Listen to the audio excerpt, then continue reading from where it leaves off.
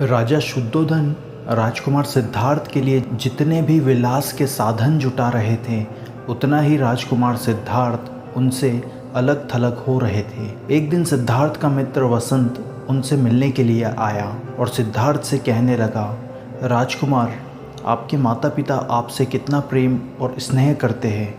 उन्होंने आपके लिए संसार की सभी सुख सुविधाएं उपलब्ध करा दी। सिद्धार्थ ने जवाब दिया, संसार के सभी माता पिता अपनी संतान से प्रेम और स्नेह करते हैं और उनके सामर्थ्य से वे अपनी संतान को सुख सुविधाएं उपलब्ध कराते हैं, किंतु यह एक गंभीर प्रश्न उठता है कि संसार में सभी लोग एक समान क्यों नहीं हैं। किसी के पास 2 वक्त की रोटी खाने तक भी धन नहीं है, वहीं दूसरी ओर किसी के पास इतना धन है कि उसे कहाँ खर्च किया जाए यह भी विचार करना पड़ता है। बसंत ने राजकुमार की यह बात राजा शुद्धोधन को बताई, जिसके बाद राजा शुद्धोधन और रानी प्रजावती चिंतित हो गए।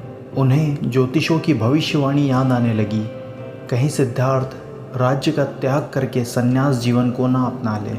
इसके बाद रानी प्रजावती ने राजा शुद्धोधन को सुझाव दिया कि अब सिद्धार्थ युवा हो चुके हैं, यदि हम उनका विवाह किसी सुंदर राजकुमारी से कर दें तो वह चिंता मुक्त होकर अपने वैवाहिक जीवन में व्यस्त हो जाएंगे। राजा शुद्धोधन को यह सुझाव बहुत अच्छा लगा और बिना विलंब किए अपने सभी निकटवर्ती राजाओं को उन्होंने अपनी राजकुमारियों के साथ राजकुमार सिद्धार्थ के स्वयंवर में आने के लिए आमंत्रित किया। स्वयंवर की तिथि अनुसार सभी राजा अपनी राजकुमारियों के साथ स्वयंवर में आ विराजे। राजकुमार सिद्धार्थ अत्यंत सुंदर, उदार और प्रतिभाशाली थे। प्रत्येक राजा अपनी पुत्री का विवाह राजकुमार सिद्धार्थ से करवाने के लिए उत्सुक थे। राजा की आज्ञा से स्वयंवर की कार्यवाही आरंभ हुई। विभिन्न राज्यों की राजकुमारियां क्रम अनुसार राजकुमार सिद्धार्थ के आसन के निकट पहुंचती और उन्हें अभिवादन करती, किंतु राजकुमार किसी की ओर दृष्टि उठाकर नहीं देख रहे थे। राजकुमार सिद्धार्थ अपने निकट रखे थाल में से मुट्ठी भर मोती मालाएं उठाते और चुपचाप आने वाली राजकुमारी को भेंट स्वरूप दे देते। बहुत सी राजकुमारी उदास मुख लिए लौट रही थी और कुछ देर यही क्रम चलता रहा, यहाँ तक कि थाल में रखे सभी मोती राजकुमारियों में वितरित हो गए।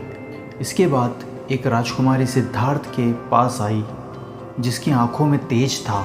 राजकुमार सिद्धार्थ ने राजकुमारी की ओर देखा।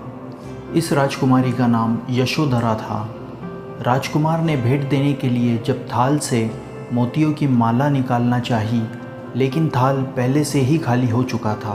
तभी राजकुमार सिद्धार्थ ने अपने गले से बहुमूल्य हार को उतारा और निसंकोच होकर यशोधरा के गले में डाल दिया।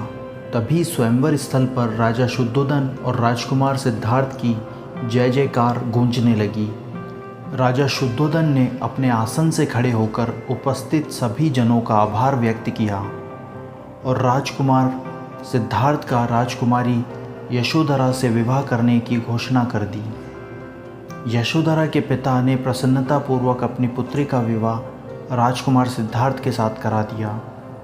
यशोधरा सिद्धार्थ जैसा सुंदर गुणवान पति पाकर बड़ी प्रसन्न थी।